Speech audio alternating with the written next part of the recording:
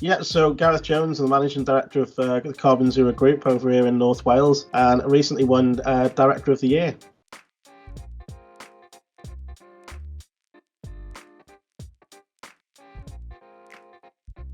Could you provide an overview of your career journey that ultimately led you to becoming the managing director of Carbon Zero Group, along with a brief description and history of the Carbon Zero Group? Yeah, so I started out as paperboy back in my early days, and I literally did have the hardest paper round. And where I lived, there was quite a bit of a the back of the village was a mountain, and I literally had to deliver papers up to the top of the mountain.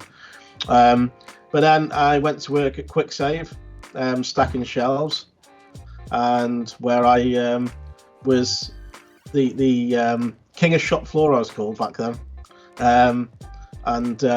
So yeah, but I think the key is whatever I do, I've always been, whether I was brushing the floor or whatever I was doing, I've always excelled in what I do, and I think that's been one of the life journey lessons for me. And then the family business was always construction. My dad's been in construction the last 40 years, and I always sort of felt at some point I'd be led to the family business. But when I was 18, I went to work for what was the biggest civil engineering company in the UK at the time, who fortunately no longer here. But I was with them for nearly 10 years and started off as a what they call a chain lad, which was an old term that came from when we were back at the sort of colonising different parts of the world under the British Empire. And it was a reference. It was a term we used to when they were like mapping the geography of different countries. They used to drag chains, and they'd have people who would drag the chains, and because chains were a fixed length and they wouldn't wear out. So if you had a piece of rope, obviously it'd get broken, it'd get snagged. So that's where the term chain lad came from. So I was there. I was helping engineers, and I then became a trainee engineer, and then became an engineer, and worked my way up within the civil engineering profession. And so at the age of 24, I was a senior engineer on a £650 million project, and I was responsible for 7 engineers at 24. So I was quite a sort of a high-ranking sort of person on the project at sort of a young age. And then the family business took off, so I jumped ship, took a 50% pay cut, went to work in the family company, and sort of I doubled the turnover of the family business in the first year. We doubled the amount of staff we had, and we had a big order book, and then the recession hit back in 2008, and that was a challenging time, and that's where I decided in 2009 to start my own business. And as great it is being in a family business, it was myself and my dad were very chalk and cheese, and I could see if I continued down that road, we'd be falling out, and that's the last thing I wanted. And so my dad supported me going into my own business and things. There was a lot of synergy between the two businesses, and quite quickly my business sort of outgrew my dad's company. And but yeah, that's it. And then obviously back in 2015 we set up the Carbon Zero Group, and that was because the solar industry, the renewable energy industry in the UK, up until that point had been extremely volatile, and we call it the solar coaster. It's literally so turbulent. One minute, it's flavor of the month. Next thing, there's something else, and it was very what it's created in the UK is a boom and bust situation with there's literally only a handful of companies that still exist that were operating 15 years ago when the UK renewable industry actually started, and we're one of those brands that have been around that long. So so the idea behind the Carbon Zero Group was to have other vested interests. So back then we had a home improvements company, we had a training company, we had the renewables company. So we had a diverse portfolio and the leisure business, we had a diverse portfolio of different businesses that we weren't relying on just one sector. And then over the coming years after that, it was just a case of, some things were strong, some things didn't quite work out, certain staff in those companies didn't quite, and there was decisions made to just, we're going to stop doing that because it's not as profitable as we thought. And then we were left with out of the 5, I think, when we originally set up the group, we've left with 2 core companies, and we added a third one a couple of years ago in robotics. So we now have sort of 3 companies under the Carbon Zero group that sort of, again, all sort of complement each other and things. But yeah, that's the Carbon Zero group in a nutshell anyway.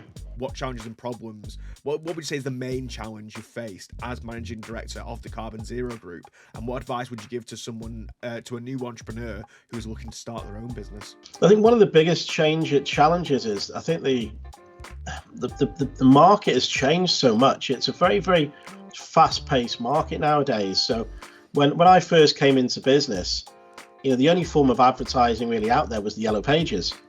And a lot of people don't even know what the Yellow Pages is nowadays. And it was pretty much the only form of advertising. But now, obviously, there was no Facebook, there was no Twitter, there was no social media. Where, back then the challenge was, it was very, very much about you're only as good as your last job. It was personal recommendations. There was obviously networking and things like that. But, so I think one of the challenges that social media and today's sort of new world has created is it's very, very fast paced. So as an entrepreneur, you need to be nimble, you need to be adaptable very, very quickly to changes in the market, and how you might have to turn your business round into look at a different product within hours, if not days, because something can change so quickly that you need to look at, and as well, not putting all your eggs into one basket. I think that's one of the things that certainly helped us, is not being so reliant on one specific sector to do business. I mean, we've had challenges within the solar industry. Then we set up the leisure business, and that business prospered when the solar business had fallen on bad times. And now we're in a situation where the leisure business is on bad times because of the cost of living crisis, but the solar business is on the up. So if I didn't do what I'd done back in 2015, we probably wouldn't be having this conversation. But it's a case of, I'm not saying to people go and set up multiple businesses. It's just being aware of certainly not having too much involved in one specific sector, because you're just solely reliant on your income from that one place. So that's been one of the biggest challenges. Is certainly in the solar industry, it's been a very fast-paced. 1 minute the government loves it, next thing the government doesn't. Because what we had was the Labour government brought in the feed-in tariff, which boomed the solar industry. Then the Conservatives came in, chopped it all, and then we've had this period over the last 10 years where there wasn't really much focus on it. Then the whole net zero agenda's come along, and power prices, war in Ukraine, and everything else that's going on. Power prices have gone through the roof, and now obviously renewable energy and net zero is the way we all have to go. So, you could never predict any of this. So again, you have to be very nimble and very agile as an entrepreneur in today's, because you have to adjust quickly to changing markets. And I think the other challenge is staff. It's getting the right people and finding those people who buy into your ethos and buy into you as an individual. And I've always said, with people in my company, if you get me, you'll probably be here for a long time.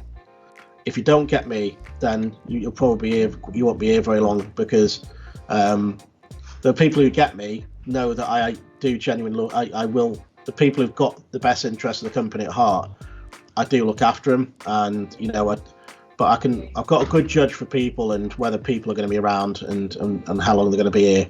That just comes through experience of things. But getting the right people with the right mindset, the right ethos, and the right attitude towards the company, and ultimately understanding that the company's bigger than one person. It's bigger than me.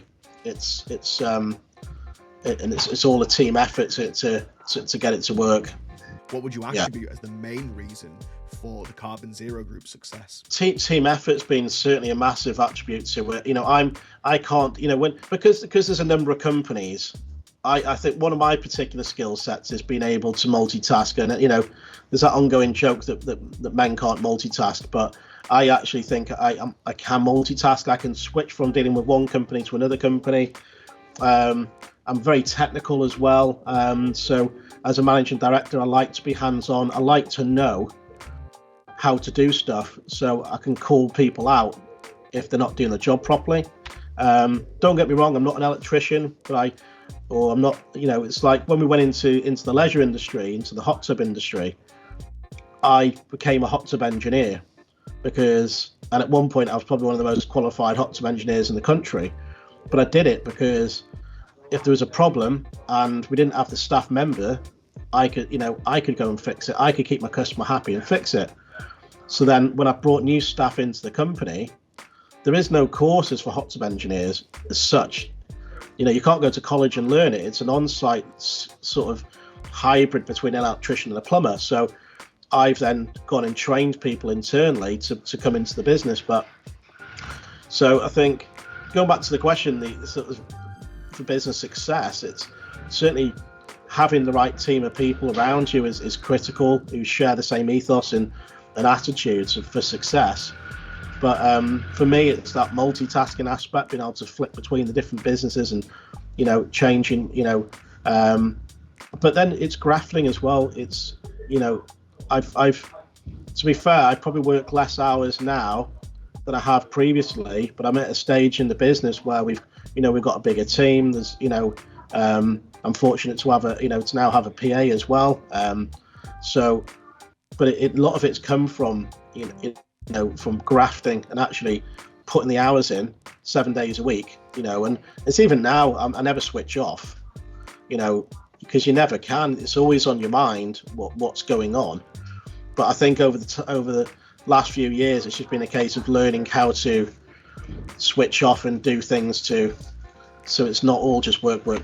And before we actually started the interview, you mentioned that you've got 100 other kind of awards. But since winning our previous award, I know it's only been a couple of weeks, how has that affected your business, both internally and externally? I think it just, what's great is it's showing that you're consistent within the business community. That like we said before, one of our strategies over the years has been the business awards. It's been one of our marketing strategies, and when I first set up the solar energy business, it was one of our core marketing strategies, because there's an awful lot of people doing what we do, but not all of them were award winning. So it's been a real important part. But then it's also, once you're on that journey, is you have to stay consistently winning awards, but that obviously includes entering them. But obviously, you have to be doing something right to win an award anyway. So it's, I think for us, it's a case of reaffirming our position within the business community, locally and nationally, that we're consistent. We're still winning awards. We're still doing something right to be getting recognition from third-party organisations about the great work we're doing. So. And sometimes you don't always get that. Yes, you get some nice comments and things when you put on LinkedIn and on social media and things, but it's sometimes you don't know the effect these business awards have on a positive side, because you don't always get to hear it. But it's just, for me, it's part of putting out those positive messages into the business world, that the business is prospering, we're going strong, we've won another award. And it's reaffirming and putting that positive energy back out there, because otherwise we'd be quiet and we'd be like all our competitors, and you might be doing very, very well, but nobody knows about it, and you just get lost in the other thousands of companies in the UK. It's a great way of making ourselves different than our competitors and any other companies. So as an award winner, to be fair, you've been previous a lot of awards. As an award winner, would you recommend Business Awards UK to other businesses, and if so, why? I would recommend Business Awards UK, genuinely, because I really like we've been involved in different award organizations in the past. And what I like about the business awards is the follow-up stuff that comes from winning the award. It's like the stuff we're doing now. It's the logos, the articles that go out. There was, in some high-level national press. I like the follow-on stuff that comes from the business awards, rather than just, getting a title, winning an award, and that's it, and nothing else comes with it. It's the follow-on stuff that comes after the award win that makes it special with Business Awards UK. What is the next big step for yourself and the Carbon Zero Group, would you say? So we're on a growth strategy at the moment, because obviously the whole net zero journey at the moment. So we're looking to grow. We're looking to double the business over the next 3 years, towards the 10 million mark, which is a significant big jump. But we are seeing more and more larger projects coming on board. We're desperately trying to make sure that our leisure business has a couple of positive years. We've had a really, the cost of living crisis has hit the luxury leisure market quite hard, and that's been across the board. There's an awful lot of sectors that have been hit hard by the cost of living crisis, and so we're looking for a good couple of years on the leisure side, get that building back up, and we've added some new products to that business. We've got rid of some services that weren't, and that's something from a business point of view. You've got to constantly analysing what you offer. Is it still right? Is it still current? Is it making any money? So we've analysed a lot of the services under that business, we've stopped doing certain things because they're not working for us, and they just take up space in our showroom floor, which costs us money. So we've been re-evaluating parts of the business, and to aid towards future growth. And so one business is about doubling, the other business is about getting it back on its feet. And I'm not ashamed to say that it's been a very difficult time for that business. And we're going to get that business back on its feet with some new products and services that we've added to it, which make us quite unique in that space again. And then the robotics business, we want to try and get some more traction with that. The issue is with that, it's a very early stage business, as in, you can spend an awful lot of time educating the market, and it just takes time and money to create new markets within the country. So, but yeah, we've got an exciting plan, exciting future ahead. Yeah, definitely sounds it. And the way that you guys have, like I said, you've got this huge portfolio. I can see you guys definitely doing it in the next 3 years. Yeah. So thank you so much for joining us today, Gareth. It's been an absolute joy. I was going to say, if anyone wants to find yourself or the Carbon Zero Group or any of the individual businesses, where can they find you? Yep, so we're on all social media platforms. We've just launched 2 of our own podcasts as well. So we're on YouTube, called Eco Talk Rewired. So that's sort of bi-weekly podcast all about the solar renewable energy industry with guest speakers. I've got a podcast called Managing Director Diaries, again, which is quite early stage, interviewing business owners and talking about skills and what on their journey into business. So we're on TikTok, we're on all the platforms under Carbon Zero Renewables, and you can find me personally on TikTok and Instagram at en11rgy. Brilliant. Thank you so much for that. And thank you again so much for joining us today. Pleasure. Thank you very much.